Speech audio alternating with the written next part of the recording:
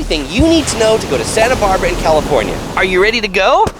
Let's go! The first thing to know is just some general information about Santa Barbara. Santa Barbara is often nicknamed the American Riviera based on its Mediterranean, very nice climate, its Spanish Revival architecture, its charming, walkable downtown. Santa Barbara is really popular for people doing the coastal route between San Francisco to Los Angeles as an overnight stop, and also a weekend destination for people coming from LA. There are beautiful beaches and charming nature and hiking. Overall, the place just exudes a feeling of calm and peacefulness. The second thing to know is some information to help you get oriented to Santa Barbara. Santa Barbara is the northernmost point of Southern California, though most people would say it is located along California's central coastline. It is 100 miles north of Los Angeles and 325 miles south of San Francisco. Okay, the princess wants to join us for the rest of this scene. What makes Santa Barbara really have a unique feel is this mountain range just back there makes it feel really cut off from the rest of Central California. In fact, you can't get from here to the rest of Central California. You got to go on the 101 highway, either south or north, for quite a long way before you can get to the Central Valley. The city of Santa Barbara itself is quite small at about 50 square miles, but the county is quite big and includes the mountain range and also Vandenberg Air Force Base to the north, where NASA and SpaceX launch their rockets off the west coast of the US. A really unique thing about Santa Barbara is the bend in the coastline just south of Vandenberg. That's unique because most of the beaches in California face west, but the beaches in Santa Barbara face south. And actually, this is the longest stretch of south-facing coastline in California, which makes navigating around here a little odd if you're used to navigating in California, because typically the sun sets over the beach, but the sun does not set over the beach here in Santa Barbara because the beaches face south. As someone who grew up near the beach in San Diego, it takes me a while to get my head around which way is the beach versus which way is west, because the beach is to the south. The third thing to know is about getting into Santa Barbara, and really the coolest way to get into Santa Barbara is to take the Amtrak train. Why? Well, this is the train station and it stops 2 blocks from the beach. There are regular departures from Los Angeles. That's probably the most convenient way to get in here from LA Union Station up to Santa Barbara. If you're not taking the train, you can certainly drive in here. That's how we get here on the 101, couple-hour drive from Los Angeles. If you're coming from San Francisco, it's about a 6 to 8 hour drive if you're taking the coastal route. If you're flying into Santa Barbara, there is an airport in Santa Barbara. It's about 8 miles from the city center. It's not very big. There's like 10 flights daily that go in. They're pretty small planes. Most people fly into LAX and then drive up here. If you're not renting a car, there actually is like a Santa Barbara airport shuttle that'll take you every couple hours on a bus from LAX into Santa Barbara. If you're coming into the Bay Area and you're flying that way, closest airport's likely going to be San Jose, not San Francisco. San Jose will get you a little closer in to Santa Barbara. The fourth thing to know is about getting around, and Santa Barbara is a very walkable, compact city, and so use your feet and definitely walk around. If you like cycling, they have a lot of bike lanes and bike paths and a lot of places that'll rent bicycles as well. If you're driving in and around Santa Barbara, be prepared to pay to park. Most of the parking is pay parking, and if you do find free parking, a lot of it is only 75 minutes, not 60 minutes, not 2 hours, 75 minutes, so pay attention to your watch if you're in one of those spaces. 6 minutes? No, that's even shorter parking. Be aware of the princess's parking lots too. Another great way to get around the downtown is to take the Santa Barbara trolley. These will take you around the main touristy sites on State Street for the bargain price of $1. Another interesting tour option is to take the Santa Barbara tour by Land Shark. This thing goes on land and then takes you in the water too. That's a pretty cool way to see the city. But really, when should you come? Now, it's good to come all year round, but the summertime is when pretty much everybody descends on Santa Barbara, and coming down State Street here in the summer at night feels a lot like in Spain, in Barcelona, Las Ramblas. They're like Main Street through there where it's just like the Spanish, they take their afternoon nap and then they go out in the evening. That's what it feels like here. Everybody dining at I mean, it's like a totally cool vibe. If you come in the winter, you're not gonna feel this as much, but the winter's good because the hotel prices are gonna be a lot less expensive. The sixth thing to know is about hotels, and Santa Barbara has a lot of hotels, nearly 80 hotels in the city of 90,000 residents. That's a lot of hotels. Not very many hotel rooms though, only about 5,000 hotel rooms amongst all those hotels. So if you're coming in the summer, on a weekend, you probably wanna book out like 3 months ahead of time. They're gonna be expensive in the summer. Expect to spend $200 minimum for like the lowest end hotels. We stayed at the Hotel Virginia while we were here. $450 a night was the cash rate. We use Hilton points. I recommend staying on State Street around downtown. That's where a lot of the restaurants are. You're gonna end up there anyway. And so if your hotel is there, well, it makes it nice to just eat dinner around State Street and go back to your hotel. Where we did not stay was the Hotel Californian. Although it looks like a cool location, it's just like 1 block from the Amtrak station because we thought it sounded too much like the Hotel California and we actually wanted to leave. The seventh thing to know when you come to Santa Barbara is about food, and you only need to know one word, and that's seafood. Oh wait, is that 2 words? No, wait, I think it's just 1 word. But the seafood here is amazing, and Santa Barbara is known for they are known for sea urchin. The sea urchin here is super sweet, and in many restaurants you can get the live sea urchin, which is what we have right here. This was moving when it came to our table. The live sea urchin at this particular restaurant, this is the Broad Street Oyster Company, $26. I want to tell you what we also got here. We got some oysters. Oysters are super popular in Santa Barbara. Half dozen oysters, $24. And warm lobster rolls, $25. And we could add uni or sea urchin to this for an extra $14. So the question is, how does this all taste? It's prickly. They give you these little spoons. So let's go ahead and kind of come in here. You see, it's like this kind of pillowy, buttery mixture. Let's take a look at that on there. This delicious morsel and dive in for it. It's sweet and salty with the ocean water. I feel like when it's in the actual sea urchin like this, it has a tendency to be even more salty. Oh, I've got some discolored fingers from the sea urchin. Don't worry, not so sharp that it's blood. Oyster. We'll go ahead with our little spoon and dive into this small little oyster right here on ice. Very fresh. Doesn't taste like the ocean at all. Really quite good. I'm not a big oyster fan, but that is a good oyster. And now let's dive into the Broad Street Oyster Company lobster roll. Warm, the way it should be. You can get it cold as well, but I'm definitely a fan of warm and kind of a garlicky bread sort of roll.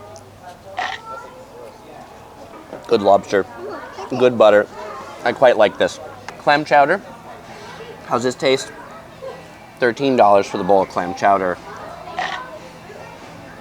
Smooth tasting clam chowder, but it's one that, at least as my first spoon or two, is more potatoey than it is clammy. If you're looking for a real clammy chowder, it's not gonna be this one. The princess over here, she is eating a hot dog. How's the hot dog? On the lobster roll. And the cheapest thing that we got in this whole place was the Japanese style lager for $5. And if you're really a high roller, you can get caviar service here too for the bargain price of $250.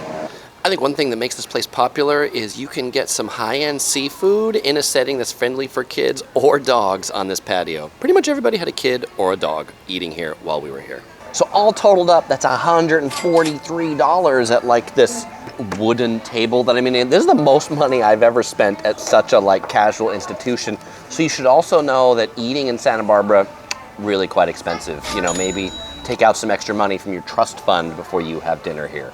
But for some of the freshest seafood, you're gonna wanna head down to the Santa Barbara Harbor Saturday mornings, 6 a.m. to 11 a.m., where you can buy fresh seafood on the pier from the fishermen, almost right off the boat. What have we got here? The uni special, $20 for a red sea urchin and a purple sea urchin. So let's go ahead and dive into those, take a look. So the red ones are bigger, the purple ones are smaller.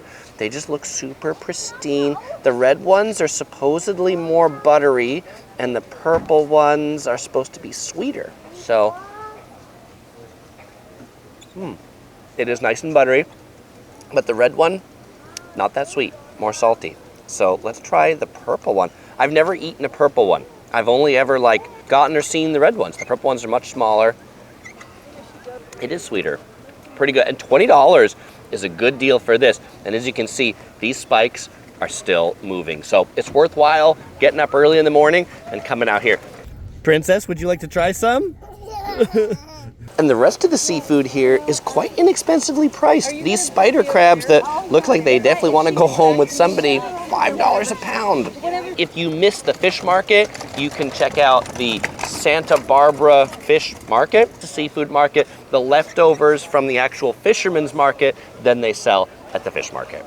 So after our uni, we came to the Santa Barbara Fish Market to get oysters. These $2.50 each. A little cheaper if you get a whole dozen. This dozen costs less than the half dozen that we got yesterday on State Street. There's two different types in here.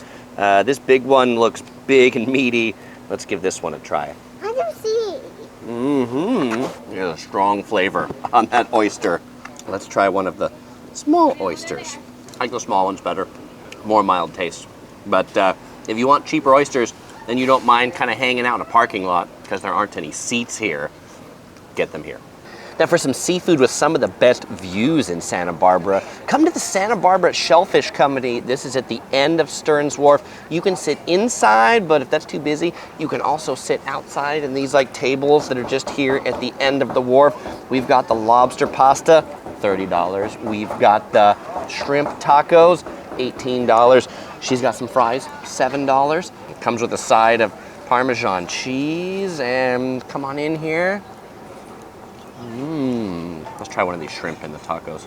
I know I'm gonna have an odd number of. Quite flavorful. I like this spot. We like this place so much, we came back the second day for lunch too, where we had the shrimp scampi, the linguine with clams, but what we really enjoyed was their uni special. This comes with 6 pieces of scallop with sea urchin on top. This was really delicious, not cheap, like $36, but really high quality ingredients. Quite tasty. We'd get this again. If you're feeling something a little less classic seafoody, then head over to Palace Grill. This place specializes in Cajun food. Right here we have the sauce jambalaya. It's got some shrimp, still looks like some chicken in there over rice. And here we have the crawfish pasta, which I'm going to eat in just a moment, but I want to point out that this is a very lively place. They have a Zydeco band out in front, and to our table, they actually brought over lyrics to the song they're going to sing in just a moment in case we want to sing along with them. So let's see how the jambalaya and the pasta is. The red, kind of like the reddish rice down below. Oh, I like it. I like Cajun food, and bad Cajun food tastes like everything just came out of a can or a jar, but this tastes very well fresh made. The crawfish pasta, let's give this a go right here. Creamy. It's got some mushrooms in it too, in addition to the crawfish, served extremely hot. And the princess, she's really enjoying her penne pasta, and that necklace I was wearing, they gave it to her. And as the song starts to play, the servers come and offer a cheers to everybody in the restaurant. So after devouring that mountain of Cajun food, we saw little room for dessert. Well, they convinced us of it before we ordered because their specialty is souffle that takes 30 minutes to make. Chocolate or bread pudding, and it says welcome to our palace with a little bit of vanilla sauce. So let's go ahead and give this very hot, moist souffle a try. Let's blow on it. It's good, and it does have a bread pudding flavor, though I wouldn't call it bread pudding. It is definitely souffle that does have still a chocolatey hint of like chocolate bread pudding. And you can put as much of this vanilla sauce on as you want. And she decided her favorite is the chocolate sauce. Isn't that right? Yeah. If you like ice cream, you should look no further than McConnell's. They've been serving up ice cream in Santa Barbara for over 70 years. Their flagship location is right here on State Street. And if you don't know what ice cream to get, do like us and get the 5-flight taster. This is $11. We've got vanilla, strawberry, banana split, churros con leche, and Earl Grey tea flavor. The princess wants to try the churro ice cream. Mmm. How is it? If you like wine, Santa Barbara's your spot. In the county, there are over 200 wineries, and in downtown Santa Barbara alone, there are 40 tasting rooms. It's so popular to go tasting room to tasting room, they've actually made this thing called the Urban Wine Trail that you can take on a walking tour just to taste some wine. Oh, and you'll find some bars and cocktails too. For some delicious, although pricey Turkish desserts, head to Lokum on State Street. This place specializes in Turkish delight and baklava, sold by the pound. How is it? Good. And they also have some pretty good Turkish coffee and tea too. You should know about shopping in Santa Barbara, and if you're looking to shop, well, the mecca for all shopping is right here on State Street in downtown Santa Barbara, the length of the street, tons of shops. Not a lot of big malls in Santa Barbara. Actually, the biggest malls are on State Street. Paseo Nuevo, right behind me, has about 70 stores in kind of this outdoor mall. There's some other little arcades, the historic El Paseo shops. If you're looking for everything touristy and souvenir shops, you'll find that down at the Wharf by the water. But don't expect to drive right up to these things on State Street. Much of it has actually been converted into a pedestrian promenade, which is really, really quite nice. I mean, there's parking, but if you're coming here to park, pay to park. There's a bunch of pay garages. The city has pay garages. There's 75 minutes free when you pull in, and then $3 per hour afterwards. That's where we park. In addition to strolling State Street at night, it's really popular for nightlife. One really interesting establishment is this place called the Red Piano, where they've got this guy singing out in front with a red piano, and I guess he does a set outside first, and then at 8 o'clock goes inside to entertain people. But this is some cool advertising for what we hear in the bar.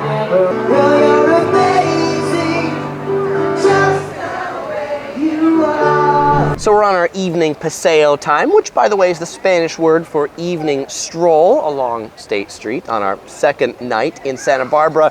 And we were just overhearing in the tourist information, there were some people who rented an RV and came to Santa Barbara, and they were looking for a campground to park their RV at. And the guy at the tourist information said, if you got an RV and you're coming in summer, you better book your campgrounds 6 months ahead of time, otherwise you ain't getting the space. So just passing that on to you as we lounge around here.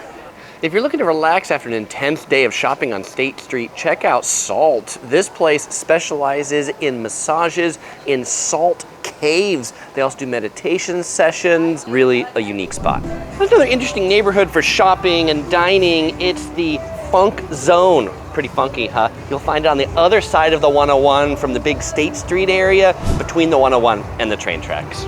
Now, what kind of funky is it? The kind of funky where you're gonna find a maker's crafting fair out in front of a brewery. And across the street, you're gonna find coffee sold out of a VW bus. I ran into fellow explorer Seema, and she has a tip for you on where you can get some of Santa Barbara's best coffee. Yeah, we're at Dark Coffee here, and I just got the cold brew with the splash of milk. Pretty awesome. You know, strolling around the Funk Zone, it reminds me a lot of the Arts District in downtown Los Angeles, where there's street murals and kind of old industrial spaces converted to artist studios. What it's missing, though, it's missing trash everywhere. It's missing homeless people shouting obscenities at me. But what it does have is the train. Can you hear the horn over there? I can hear the horn, and let me tell you, she can sleep through just about anything, even a train horn.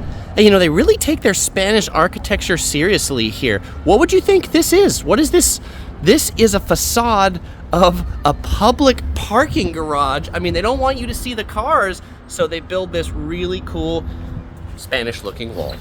It's the kind of Funk Zone where when there's a vacant lot, they put up sunflowers and say, nature in progress. The ninth thing to know is about beaches, and Santa Barbara has a lot of beaches. In the county, there's over 100 miles of sandy beaches. but the water's cold. In the summer, like 63 Fahrenheit. In the winter, 53 Fahrenheit. So if you're going in the water, you're definitely gonna wanna bring a wetsuit. Now, if you're looking to try your hands at some other water sports, you'll find places that rent kayaks, stand-up paddle boards. One of them is here at the harbor. And you can also take boats to the Channel Islands. The Channel Islands is the national park just right off the coast, a series of really natural islands. The main place to go to the Channel Islands is actually out of Ventura, but you can get some more private tours and things like that coming out of Santa Barbara. Also, you might want to try your hand at a sailboat or sailing. They do sailing lessons out of here as well. And the 10th thing to know is about things to do in Santa Barbara. And Santa Barbara's #1 attraction is Stearns Wharf right here, this really old pier. Built in 1872 for maritime fishing, shipping. There used to be a railroad that ran along this pier. Now it's full of shops and tasty seafood restaurants. You can park right on the pier. You can drive right on it. And actually the parking pretty reasonably priced. The first 90 minutes is free, and then it's $3.50 thereafter. So definitely make a trip to Stearns Wharf, one of our favorite places. And from here, you get the best views of Santa Barbara to see that beach and just how close the mountains are. I mean, if you're making a first stop in Santa Barbara, make it Stearns Wharf. For some of the best views in Santa Barbara, definitely visit the Courthouse, which is down there. The views are up in the tower up on top. Free admission to come up to this tower, and you can see all of downtown Santa Barbara. You do have to go through metal detectors and make sure to get in before 4:30-ish p.m. when they don't let you get up to this anymore. This building, though, it's worthwhile wandering the grounds and checking it out because it's considered one of the most beautiful government buildings in all of the United States. I feel like one of the particularly neat things about this courthouse, though, is it's not just an old relic. This is where they have court cases today. You can see the court schedule, and they hold weddings here. There's actually a wedding right there in the mural room going on right now, and so many wedding pictures here too. This is definitely the place, if you're getting married in Santa Barbara, to take your pictures. I mean, really walking around this courthouse feels like something out of a movie, from the paintings and the murals up on the ceiling to these old benches to even look at the sign over here for this judge.